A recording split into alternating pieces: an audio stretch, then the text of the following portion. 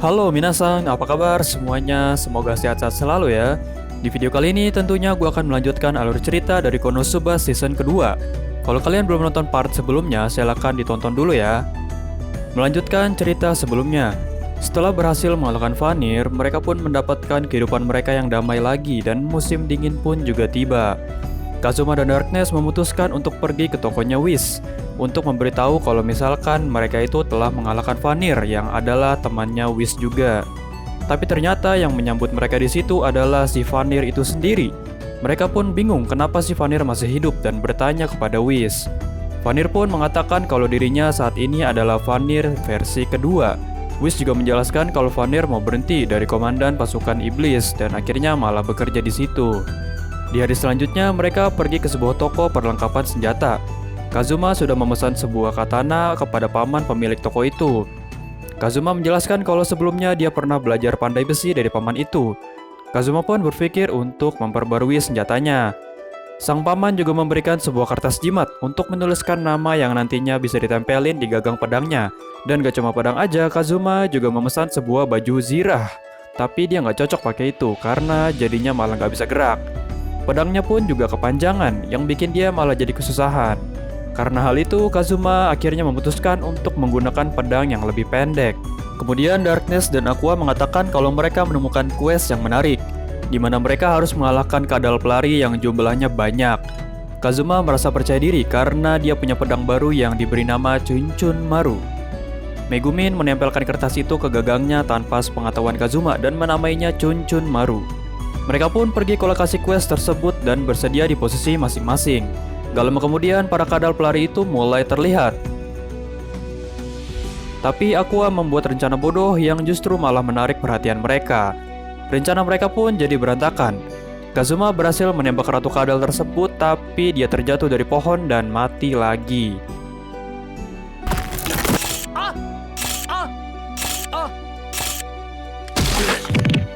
Yang membuat dirinya bertemu lagi sama Eris. Eris menjelaskan kalau teman-teman lainnya berhasil selamat, dan berkat pertahanan Darkness, para kadal-kadal itu juga berhasil diatasi. Singkat cerita, Kazuma berhasil kembali hidup lagi, dan mereka pun pulang. Waktu lagi mandi, Kazuma akhirnya mengetahui kalau selama dia nggak sadarkan diri, Megumin mencoret-coret tubuhnya dengan tulisan pedang Excalibur. Di hari selanjutnya, Megumin kebingungan karena melihat sikap Kazuma dan Aqua yang bersantai-santai ria layaknya bangsawan. Dan yang membuat mereka seperti itu adalah saat Vanir menghampiri Kazuma di rumahnya dan menawarkan keuntungan bisnis kepada Kazuma untuk menjual barang-barang dari dunianya dengan harga yang mahal. Penawaran itu membuat Kazuma dan Aqua jadi males untuk berburu quest. Kazuma juga mengatakan ke Megumin kalau dia itu baru aja sembuh sehabis melawan kadal pelari waktu itu. Mendengar itu, Megumin mempunyai ide untuk mengajak mereka pergi ke kota sumber air panas Arkan Retia. Di sana mereka bisa beristirahat di onsen. Mereka pun segera bersiap untuk pergi. Sebelum berangkat, Kazuma juga sempat mampir ke tokonya Whis. Dia bertemu dengan Vanir dan Vanir mengatakan ke Kazuma untuk membawa Whis ke Arkan Retia setelah dia membuat kacau di toko. Mereka pun sampai di tempat pemberangkatan, tapi karena kursi keretanya kurang satu, mereka harus suit untuk menentukan siapa yang harus duduk di belakang kereta. Tapi karena Aqua nggak pernah beruntung, jadi dia yang kalah dan harus duduk di belakang kereta. Setelah menentukan semuanya, mereka pun berangkat. Di perjalanan, mereka melihat sekelompok elang pelari yang berlari menuju kereta mereka. Sang kusir pun menjelaskan kalau elang itu biasa mengejar sebuah batu mineral seperti Adamantaito. Setelah mendengar itu, Kazuma pun langsung sadar kalau misalkan baju zirahnya Darkness itu terbuat dari Adamantaito. Dan sudah jelas kalau monster-monster itu mengejar Darkness. Para petualang lain juga mencoba untuk menghalau monster-monster itu, tapi Darkness yang udah kegirangan langsung berlari ke depan. Petualang lainnya pun menganggap itu sebagai tindakan yang berani, walaupun kenyataannya nggak seheroik itu.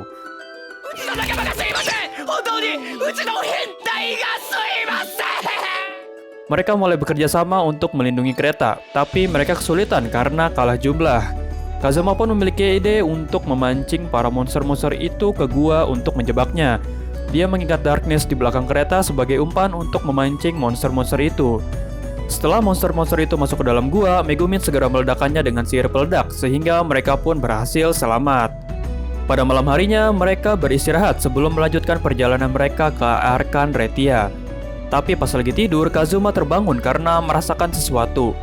Dan ternyata yang menghampiri mereka adalah para undead. Dan lagi-lagi undead itu datang karena kehadirannya Aqua yang berhasil mengundang mereka. Tapi Aqua segera menggunakan sihir pemurniannya untuk mengusir para undead itu. Walaupun Whis juga hampir hilang karena kena sihirnya juga. Kazuma yang menyadari semua hal itu kembali merasa bersalah karena anggota partinya selalu membawa masalah dimanapun mereka berada. Perjalanan mereka pun dilanjutkan, sampai akhirnya mereka sampai juga di Arkan Retia. Mereka pun terpukau dengan pemandangan yang ada di sana. Sesampainya di tengah kota, Aqua mengatakan kalau di kota itu adalah pusatnya gereja Aksis yang diberkatinya. Gak lama kemudian mereka dihampiri oleh orang-orang setempat yang terlihat sangat antusias untuk memperkenalkan kota mereka, sekaligus mengajak mereka untuk bergabung dengan gereja Aksis. Karena merasa gak nyaman, Kazuma memutuskan untuk pergi ke penginapan. Sampainya di penginapan, Whis terbangun dan kembali sadar. Aqua dan Megumin lagi jalan-jalan di luar. Darkness juga mengajak Kazuma untuk berkeliling kota. Di tengah kota, mereka melihat seorang wanita yang terjatuh dan membantunya. Walaupun itu sebenarnya cuma modus dari wanita itu aja untuk mengajak Kazuma dan Darkness untuk bergabung ke Aksis. Tapi Darkness mengatakan kalau dia adalah penganut ajaran Eris. Setelah mengetahui itu, wanita itu langsung pergi sambil melihat mereka dengan tatapan menjijikan.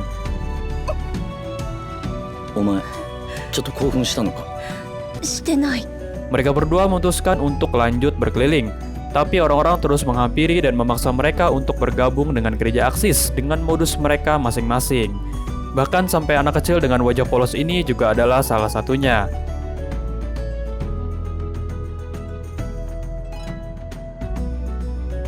Karena udah nggak tahan, akhirnya Kazuma datang beneran ke gereja untuk protes sekaligus mencari Aqua dan Megumin.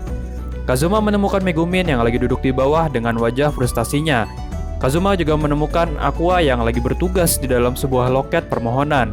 Kazuma menyuruh Aqua untuk mengendalikan para pengikutnya, tapi Aquanya pura-pura nggak dengar. Singkat cerita, Kazuma, Darkness, dan Megumin kembali ke penginapan. Kazuma pun pergi ke pemandian campuran untuk menenangkan pikirannya. Di dalam onsen, Kazuma bertemu dengan seorang wanita dan seorang pria. Dia juga menatap wanita itu terus-terusan. Karena merasa nggak nyaman dilatin sama Kazuma, dia pun pergi. Kazuma juga melihat pria yang ada di situ lagi marah-marah karena kesal dengan para pengikutnya Aksis. Gak lama setelah itu, Darkness dan Megumin juga menyusul ke pemandian, tapi masuk di tempat yang terpisah. Selesai mandi, Kazuma balik ke penginapan dan melihat Aqua yang lagi nangis. Aqua bercerita kalau dia itu diusir dari gereja karena udah memurnikan sumber air suci menjadi air biasa. Aqua juga mengetahui kalau orang-orang di situ nggak ada yang percaya kalau dirinya itu adalah Dewi Aqua yang mereka puja-puja. Pemilik onsen juga mengatakan ke Aqua kalau akhir-akhir ini sumber air panas di kota itu menurun drastis. Dan Aqua menduga kalau itu adalah ulah dari pasukan Raja Iblis. Karena merasa kalau kota yang ditinggali para pemujanya berada dalam bahaya, Aqua meminta bantuan Kazuma dan yang lainnya untuk memperingati warga setempat. Walaupun Kazumanya nolak. Mereka pun akhirnya berpencar. Kazuma dan Megumin pergi bersama mengelilingi kota. Sesampainya di pinggir sungai, Kazuma melihat pria yang waktu itu dia jumpai di onsen. Dan kelihatannya pria itu semakin stres. Dia lagi ngebuang brosur-brosur yang dikasih sama para pengikut Aksis. Kazuma juga ketemu sama Whis yang baru aja pulih. Whis hampir aja menghilang lagi karena Aqua nangis di pangkuannya semalaman. Pria itu sekilas melihat Whis dan sedikit terkejut. Dia pun langsung menghilang begitu aja. Beberapa saat kemudian mereka pun mendengar suara Aqua dari kejauhan dan menghampirinya. Aqua lagi mengumpulkan orang-orang dan mengajak mereka untuk mengalahkan Raja Iblis yang mengancam onsen di kota itu. Tapi semua malah jadi berantakan. Orang-orang malah jadi menyalahkan Aqua karena Aqua pernah mengubah sumber air panas menjadi air biasa. Karena nggak punya pilihan lain, Aqua mencoba untuk memberitahu ke orang-orang kalau dia adalah Dewi yang mereka puja-puja. Tapi tentunya ya orang-orang nggak ada yang percaya. Singkat cerita, para warga di situ jadi membenci mereka dan menuduh mereka sebagai salah satu dari pasukan Raja Iblis. Mereka melakukan demo di depan penginapan. Aqua memiliki ide untuk memurnikan sumber air panas yang lagi tercemar untuk membuktikan kalau mereka bukanlah salah satu dari pasukan Raja Iblis. Dan mereka memutuskan untuk pergi ke tempat sumber air panasnya. Sesampainya di sana, mereka menyadari kalau air di situ udah tercemar sama racun. Kazuma pun menemukan pelaku yang mencemarkan air itu. Dia adalah pria gila yang waktu itu dia lihat di dalam onsen dan di pinggir sungai. Whis pun mengatakan kalau dia mengenal pria itu. Walau awalnya lupa, Whis akhirnya mengingat kalau pria itu bernama Hans. Dia adalah mutan Deadly Poison Slime, atau sebut aja slime yang memiliki racun. Setelah mengetahui itu, Kazuma dan yang lainnya nggak bisa tinggal diam dan mencoba menghentikan Hans. Hans mengungkapkan kalau dia adalah salah satu komandan pasukan Raja Iblis. Awalnya Kazuma sangat percaya diri karena menurutnya slime itu adalah tipikal monster yang lemah. Ya kalau di game RPG sih rata-rata emang bener ya. Tapi setelah mendengar dari yang lainnya kalau slime itu sebenarnya adalah monster yang berbahaya, Kazuma dan yang lainnya pun mencoba kabur. Tapi di perjalanan, mereka melihat para warga yang sedang menuju ke situ. Karena nggak punya pilihan lain, Kazuma memberanikan dirinya untuk kembali ke tempat Hans untuk menghentikannya. Kazuma bertanya kepada Hans apa yang terjadi dengan orang yang menjaga sumber air panas di situ. Hans pun mengatakan kalau dia memakannya. Setelah mendengar itu, Whis pun menjadi marah dan membekukan tangan kiri Hans menggunakan sihirnya. Karena perjanjian yang dibuat Whis adalah tidak boleh ada manusia tidak berdaya yang terbunuh. Hans yang sudah merasa terpojok akhirnya berubah menjadi wujud aslinya. Aqua yang melihat air panas itu semakin tercemar segera berlari ke arahnya. Para warga pun juga akhirnya sampai di situ. Aqua terus mencoba memurnikan air itu walaupun harus melukai tangannya. Warga yang melihat itu pun mulai membantu Aqua. Kazuma meminta Whis untuk membekukan slime itu, tapi Whis nggak bisa karena ukurannya terlalu besar. Sampai akhirnya Kazuma menyadari sesuatu, kalau slime itu butuh waktu untuk mencerna benda padat.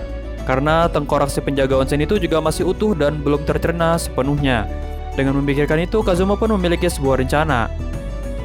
Kazuma berlari sambil memancing slime itu agar menjauhi sumber air panas. Megumi dan Whis juga mulai menyiapkan sihir mereka masing-masing. Setelah cukup jauh dari sumber air panas itu, Kazuma pun mengorbankan dirinya untuk membawa slime itu ke sebuah lubang yang cukup besar. Kazuma mengetahui selama tengkoraknya masih utuh, Aqua bisa menghidupkannya kembali. Dan saat itulah akhirnya Megumin meledakkan slime itu dengan sihirnya. Darkness juga berhasil melindungi orang-orang dari efek ledakan itu. Setelah terkena ledakan, tubuh slime itu menjadi lebih kecil. Dan kali ini giliran Whis yang menggunakan sihirnya untuk membekukan slime itu. Berkat kerjasama mereka, slime itu berhasil dikalahkan. Kini wujudnya menjadi sangat kecil. Dan untuk serangan terakhir adalah pukulan dari Aqua yang udah nahan amarahnya dari tadi.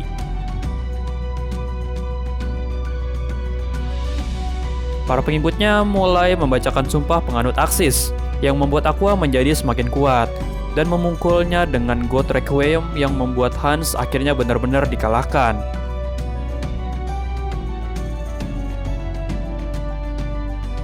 Pertempuran telah selesai. Walaupun berhasil menyelamatkan kota itu dari serangan slime, mereka tidak mendapatkan terima kasih. Justru malah diusir karena sumber air panas di Arkan Retia sekarang jadi air biasa karena efek dari God Requiem-nya Aqua. Whis juga hampir menghilang lagi karena terkena dampak dari kekuatan pemurniannya Aqua. Mereka pun memutuskan untuk pulang. Di depan rumah, Yun Yun juga udah menunggu kepulangan mereka. Dan tidak ada tempat yang lebih indah selain tempat mereka kembali. Oke guys, disinilah cerita dari Konosuba season kedua berakhir.